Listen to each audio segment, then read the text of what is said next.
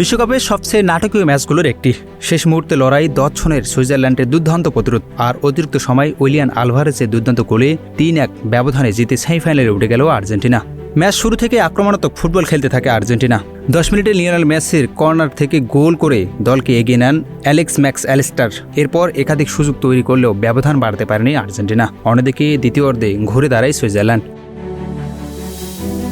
৬৭ মিনিটে রেদওয়ানের গোলের সমতায় ফিরে সুইজারল্যান্ড। তবে 5 মিনিট পর দ্বিতীয় হলুদ কার্ড দেখে মাঠ ছাড়লেন ব্লিং অ্যাম্বলো। ফলে শেষ 18 মিনিটে 10 জন নিয়েই খেলতে হয় সুইজারল্যান্ডকে। সংখ্যাগত সুবিধা পেলেও নির্ধারিত 90 মিনিটে গোল আদায় করতে পারেনি আর্জেন্টিনা। ম্যাচ গড়ায় অতিরিক্ত সময়ে। অবশেষে 112 মিনিটে উইলিয়ান আলভারেজে বক্সের বাইরে থেকে দুর্দান্ত বাঁকানো শটে জাল ঘুরে নেন। আর ইনজুরির সময় লাউতারো মার্টিনেজে তৃতীয় গোল করে আর্জেন্টিনা জয় নিশ্চিত করেন। 3-1 ব্যবধানে জয় নিয়ে বিশ্বকাপে সেমিফাইনালে জায়গা করে নেন বর্তমান চ্যাম্পিয়নরা।